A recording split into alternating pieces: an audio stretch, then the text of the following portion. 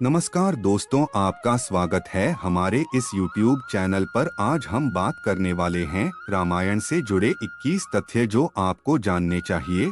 रामायण हिंदुओं का एक पवित्र ग्रंथ है। हिंदू धर्म में रामायण का विशेष स्थान है क्योंकि रामायण का संबंध भगवान श्री राम से है। हिंदू धर्म में भगवान राम और महाकाव्य रामायण का एक बहुत ही विशेष स्थान है। मूल रामायण की रचना ऋषि वाल्मीकि द्वारा की गई थी, जो संस्कृत भाषा में थी। तुलसीदास और संत एकनाथ जैसे कुछ सबसे प्रसिद्ध वैदिक विद्वानों ने भी इसके अन्य संस्करणों की रचना की है, जो सरल भाषा में की गई थी। रामायण के बारे में हम बचपन से सुनते आ रहे हैं। रामायण में ऐसी छोटी बड़ी घटनाएं हैं जिनके बारे में ज्यादातर लोग जानते हैं, लेकिन कुछ ऐसी घटनाएं भी हैं जिनके बारे में शायद ही सुना होगा। आइए कुछ ऐसी ही घटनाओं के बारे में बात करते हैं जो इस प्रकार हैं। फैक्ट नंबर 1, कौशल्या श्री राम की माता कौशल देश की राजकुमारी थीं। कौशल्या के पिता का नाम शकौशल और माता का नाम अमृत प्रभा था। फैक्ट नंबर 2, राम ने विभीषण को अमरत्व का वरदान दिया था। भगवान श्री राम के बारे में कहा जाता है कि उन्हें लंका में धर्म और सत्य के प्रचार की जिम्मेदारी दी गई थी और उन्हें अमरता का वरदान भी दिया गया था।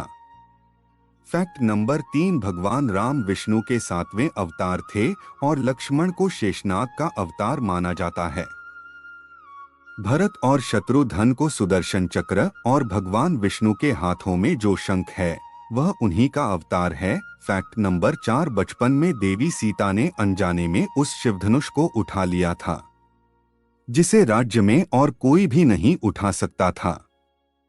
इस घटना को जनक ने देखा और उन्होंने सीता के स्वयंवर के लिए इस घटना को पृष्ठभूमि के रूप में बनाने का फैसला किया। फैक्ट नंबर 5, एक बार रावण कैलाश पर्वत पर भगवान शिव के दर्शन करने गया। रास्ते में उसकी मुलाकात नंदी से हुई, जिसे रावण ने बंदर का मुंह कहकर उपहास किया। तब नंदी ने रावण को श्राप दिया कि बंदरों के कारण ही तुम्हारी मृत्यु होगी।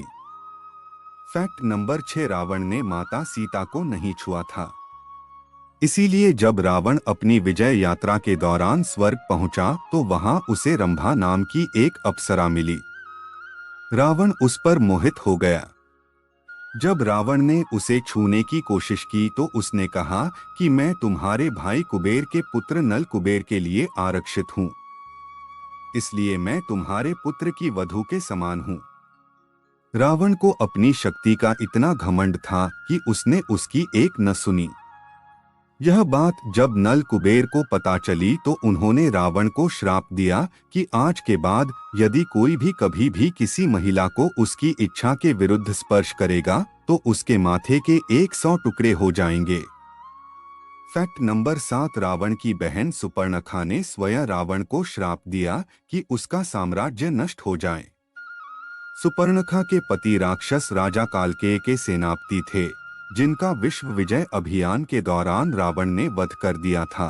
फैक्ट नंबर 8, राम सेतु को बनाने में कुल 5 दिन का समय लगा था।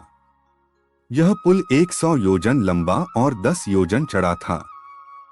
1 योजन लगभग 13 किलोमीटर के बराबर होती है। फैक्ट नंबर 9, वनवास के दौरान श्री राम ने कबंध नामक राक्षस का वध किया था। उन्होंने राम से कहा कि उन्हें सुग्रीव से मित्रता करनी चाहिए। फैक्ट नंबर 10, जब रावण विश्व विजय करने निकला तो उसका अयोध्या के राजा अनर्णी से युद्ध हुआ, जिसमें रावण विजयी हुआ था। राजा को निरंकुश वीरता प्राप्त हुई। उन्होंने मरते मरते श्राप दे दिया कि तेरी मृत्यु मेरे परिवार के ही एक युवक से होगी। फैक्ट नंबर 11, वाल्मीकि रामायण के अनुसार एक बार रावण अपने पुष्पक विमान से जा रहा था।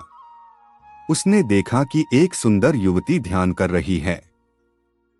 वह युवती वेदवती थी, जो भगवान विष्णु को पति के रूप में पाने के लिए तपस्या कर रही थी।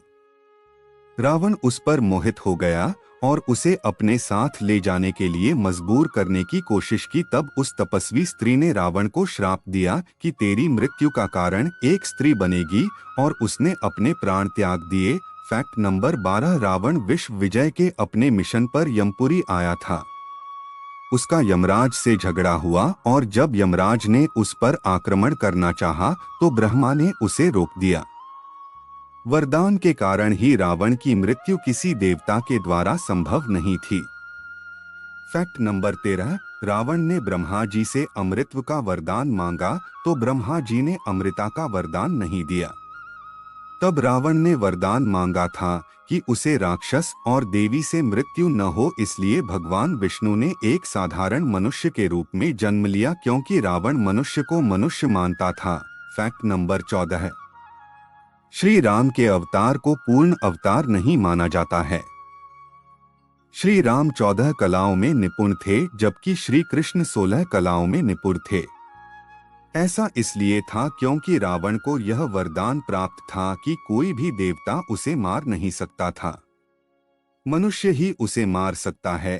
फैक्ट नंबर 15, जब रावण का भाई कुंभकर्ण ब्रह्मा जी से वरदान मांग रहा था तब इंद्र के आग्रह पर माता सरस्वती कुंभकर्ण के कंठ पर बैठ गईं, जिससे कुंभकर्ण ने इंद्रासन के बदले निद्रासन का वरदान मांगा था। फैक्ट नंबर 16, गायत्री मंत्र में 24 अक्षर हैं और वाल्मीकि रामायण में 24,000 श्लोक हैं। गायत्री मंत्र रामायण के प्रत्येक 1000 श्लोकों के बाद आने वाला पहला अक्षर है। गायत्री मंत्र एक पवित्र प्रार्थना है जिसका उल्लेख सर्वप्रथम ऋग्वेद में किया गया है। यह इस महाकाव्य का सार माना जाता है। गायत्री मंत्र का खोज एवं प्रथम उपासक महर्षि विश्वामित्र थे। फैक्ट नंबर 17, जब भगवान राम ने वरुण से समुद्र को स्थानांतरित करने के लिए कहा ताकि वह और उनकी सेना इसे पार कर सके, वरुण ने नहीं सुना। इससे भगवान राम क्रोधित हो गए, इसलिए उन्होंने वरुण को स्थानांतरित करने के लिए अपने शक्तिशाली ब्रह्मास्त्र का उपयोग किया। वरुण ने श्री राम से सहायता करने का अनुरोध किया। तब भगवान राम ने धृत्युल्य के स्थान पर ब्रह्मास्त्र का प्रयोग किया, जो आज राजस्थान के नाम से जाना जाता है। फैक्ट नंबर 18, लक्ष्मण 14 वर्षों के वनवास में अपने भाई और भाभी की रक्षा के लिए एक दिन भी नहीं सोए थे। वनवास की पहली रात में जब राम और सीता सो रहे थे, निद्रा देवी लक्ष्मण को दिखाई दी और लक्ष्मण ने उन्हें आशीर्वाद देने के लिए कहा ताकि उन्हें कभी नींद न आए। देवी निधि ने उनसे पूछा कि क्या आपकी जगह कोई और सो सकता है।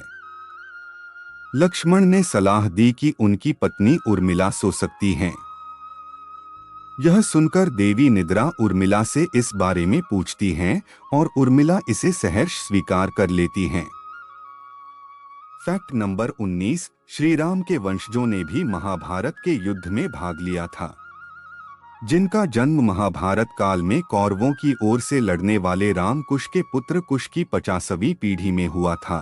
फैक्ट नंबर 20, भगवान श्री राम ने ही सबसे पहले अपने 14 वर्ष के वनवास के दौरान भारत की सभी जातियों और संप्रदायों को एक सूत्र में बांधने का कार्य किया था। एक भारत बनाकर उन्होंने सभी भारतीयों को एक कर अखंड भारत की स्थापना की थी।